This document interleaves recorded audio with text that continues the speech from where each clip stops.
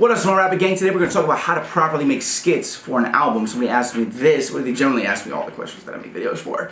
But today we're going to talk about skits, and I'm going to show you examples of skits in history, like legendary skits, like some of the best skits and how they were used inside of an album and how you can make them for your album to add more flavor, add to a theme, and stuff like that. I'm Rob Level. This is Smart Rapper, the #1 place for upcoming hip-hop artists, and we're only getting bigger by the day, alright? Please hit subscribe for me, because I release a video every single day, and when you hit subscribe, hit the little bell, because it's going to notify you every time I release a video, which is every day, which is why we're growing so fast. Alright, plus word of mouth, because you guys and girls are out there spreading the word, letting everybody know how good all this stuff is helping people, okay?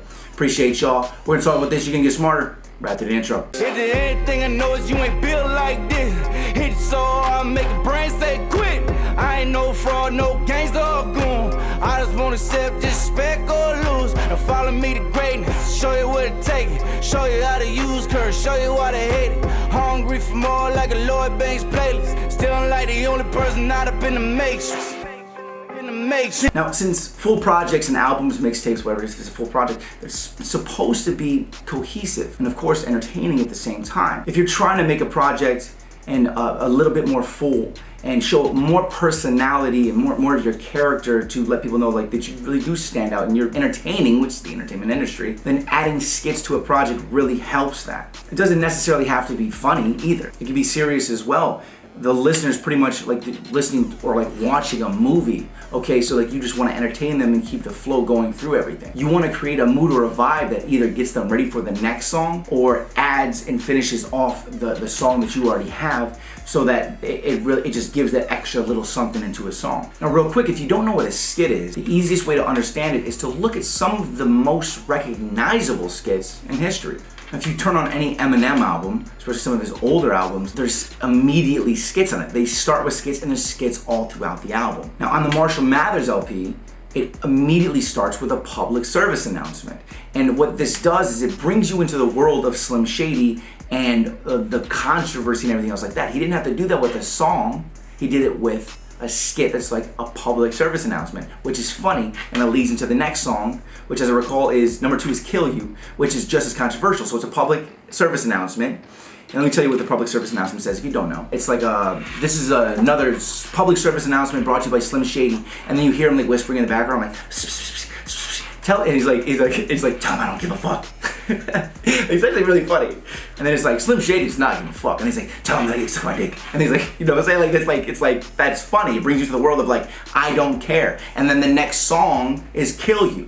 It starts with bitch I'm gonna kill you. Also at the end of the skit, it wraps up the skit by saying oh, and he's going to kill you. And then the announcer's like anything else? He's like, yeah, sue me. Now if you haven't heard this album, you haven't heard this before, you're missing out, because this is like Eminem in his finest days, okay? That project is freaking amazing. Anyways, there's also other classic skits on projects, okay? So you got like Cedric the Entertainer on the Nelly Country Grammar album, but there's actually a really funny ass skit on there where he's like, man, I called your mom, I called your dad's house, I called your cousin Daryl's house, I called Jessica, and then he hit me up, he said he gave me the page, I hit your pager, and ain't nobody answered the page. Like, it's just like funny, you know what I'm saying? Like, it's like really funny. Actually, I think that's how the album starts.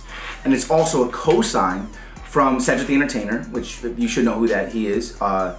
But he also is from St. Louis, so he's kind of like co-signing Nelly being from St. Louis on that intro, which is great. And because of that, it leads into a song about St. Louis called You Can Find Me in St. Louis. Like, so like, see how it used a skit from somebody who represents St. Louis and then co-signs him inside of that audio track on the skit, and it leads into a song about St. Louis. You see how it leads into it, but it's also comical, a good way to start the album.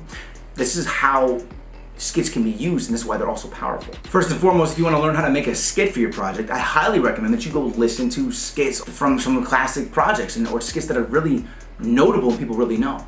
I personally have done a bunch of skits on a bunch of my projects because it helped end a song and helped lead to another song. They help, and it shows character. I did funny skits like I have somebody call me like there's a voicemail like, hey man, call me back, man. Hey, remember me, man? Hey man, remember back, man? We speak, man. I met you that one time, man, but I thought we would have been friends, but I never saw you again. Hey, we cool, right? Like some stuff like that, and it's funny. And then it led into a song letting the songs that like talked about how like people used to hate on me, or people like what now act like they're cool now and stuff like that. So like just like a small example, but there's a bunch of them. Another great example from some of my projects is if you go to my album called The Charisma. That was really a time in my life where I was becoming more inspired as a person. I was reading a lot more books. I was changing, evolving my mind into the person that I am now to help inspire and motivate you. Because I had to grow myself and my soul and my you know my everything that was about me. So in this project, it really represented who I was at that time, and I was growing and trying to be a better person and like overcome my demons and everything like that. So that's what that project was. But I put a lot of skits on that album. What the skits were they're actually like 30-second snippets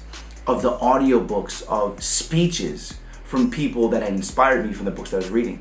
And then the speech would lead into a song that had like a similar type of message that I was trying to convey to people to inspire them. So I thought that would be a really good way to do it, and I really did believe that it did, because like a lot of my fans were like, man, this is different, man. But I'm like, this is dope, man. I'm really inspired by this, you know what I'm saying? Plus, like most people don't take the time to go listen to an audiobook or go listen to a speech by somebody who's inspiring people. So what I do, I put it in the middle of a project and then I deliver a song right next to it, you know what I'm saying, to help convey that message, to inspire people and motivate them. Now you can make them anything that you want that helps show them your personality, or helps the message of the songs come across better, or overall makes it more cohesive and makes the project come together better, or like the example with the Eminem album one, immediately brings them into your world as an artist. Like if you're crazy, blah, blah, whatever, if you're an artist who only raps about smoking weed, there's nothing wrong with like immediately bringing them into, like, pulling this on my ass, like a skit that happens like at a weed shop. You're like, man, what's this one? Ooh, that's great, man. Let me try some. Oh, that one's great too. Hey, what about that one?